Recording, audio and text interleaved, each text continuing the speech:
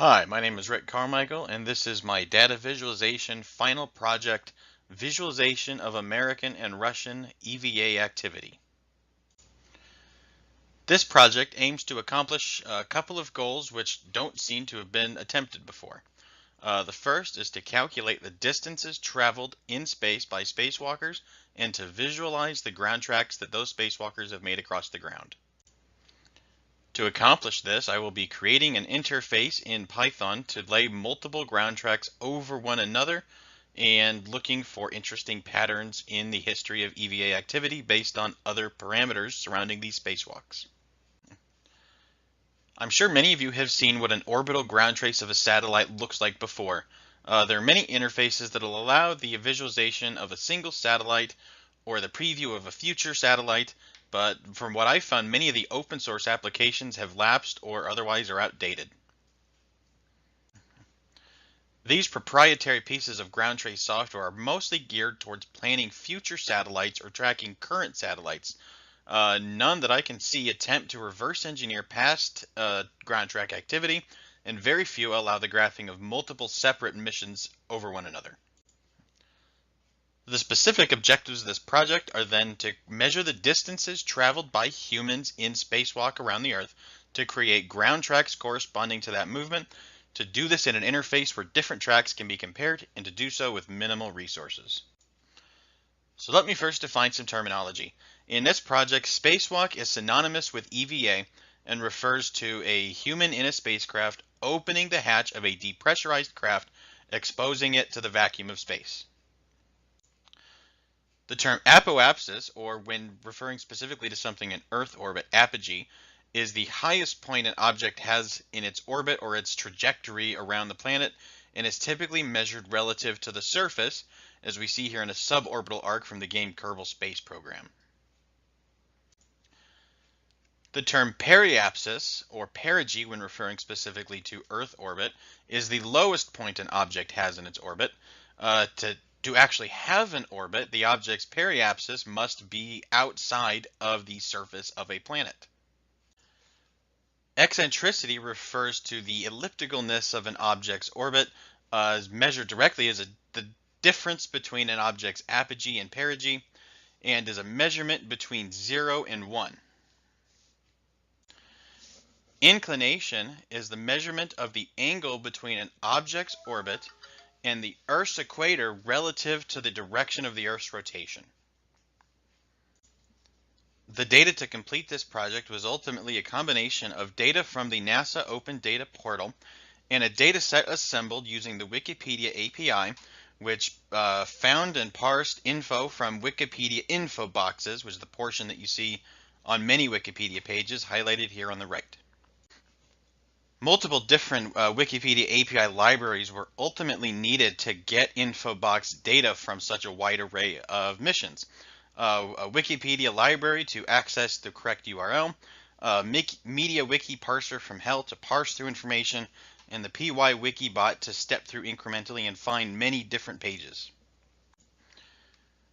With Wikipedia API parsing code in place, the dataset could be assembled relatively systematically. On the left here, you see a list of the category names found by the parameter step through of the PyWikibot.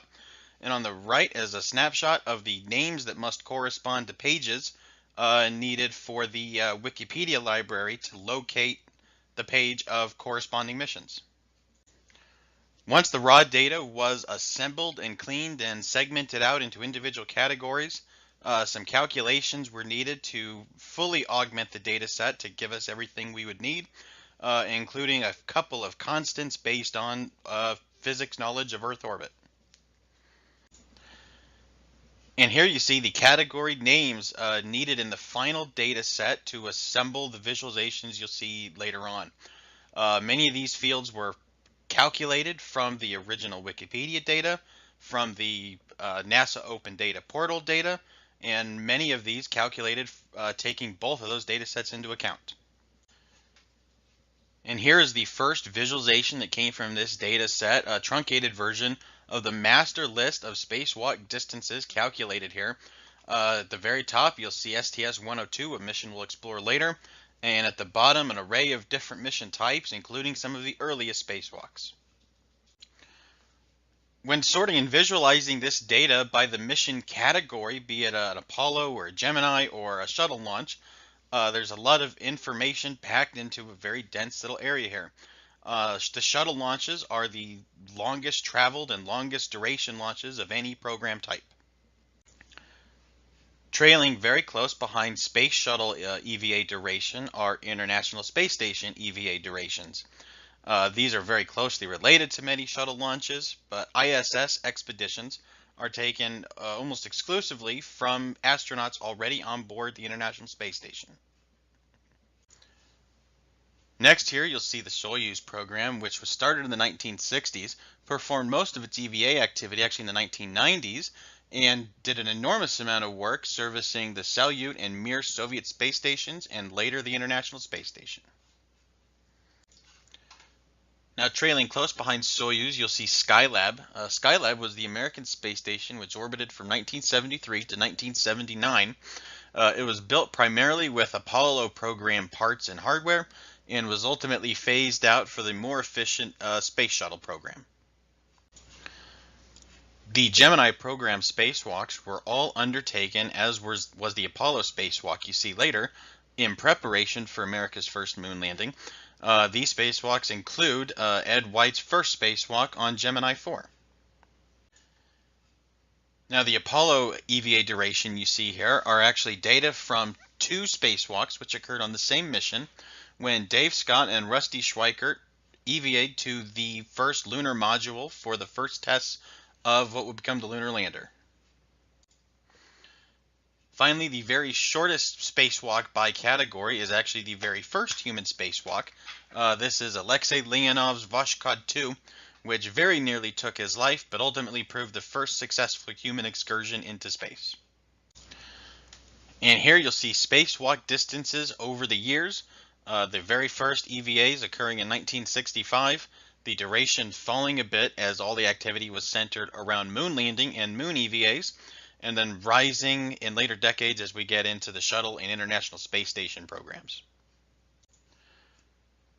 One trait in the data that warranted further data exploration was the clumping in orbital inclinations that we see here. Upon further exploration, the inclination just above 50 is actually the inclination of the International Space Station. The inclination just below 30 is the location of Kennedy Space Center, and the inclination from all launches which take off due east from Kennedy Space Center. For a little further exploration of the orbital parameters underlying this data, here we have a point density graph of every orbit's apogee and perigee. You see a very clear grouping and clumping here at roughly equidistant apogee and perigees, with some outliers. To test some of the mathematical consistency in the data parsed from Wikipedia, created a predicted period field, the predicted orbital period, based on the known from the data set apoapsis and periapsis, and compared this to the actual orbital period reported in the data. And here are the results of a linear regression of the actual period in seconds versus the predicted period in seconds, and we are ultimately about 8% deviated from an ideal and exactly perfect regression with a 1-to-1 match. Now we get to our first geovisualization. Here is an orbital tracing according to our data set and calculations of what should be the first 22 orbits of Gemini 4. We're going to compare that now to an actual orbital tracing of the first 22 orbits of Gemini 4, and results are actually quite good. Here you see I've overlaid the base map tracing of what should be the orbit according to the data we have with an actual map from the United States Air Force of Gemini 4's course over the ground. As a test for the accuracy of the part of this project which creates specifically ground traces, here is a tracing according to the prior orbit you saw and a time index of what should have been Gemini 4's trajectory versus, according to the U.S. Air Force, what its trajectory over the ground for Ed White's EVA actually was.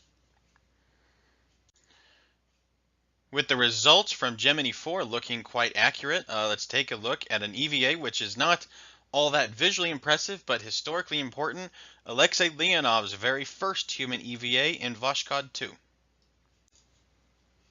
And here you'll see the ground tracing for the very longest single human spacewalk, performed jointly by Jim Voss and Susan Helms on STS-102, working in spacewalk for 8 hours and 56 minutes.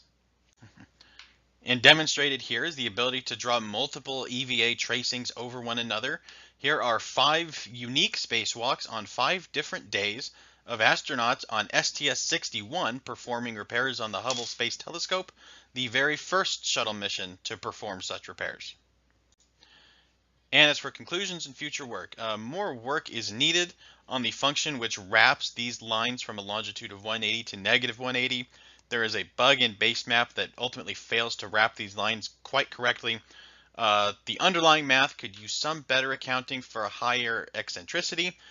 And with the structure of this project, the data set can be expanded almost indefinitely to draw additional missions.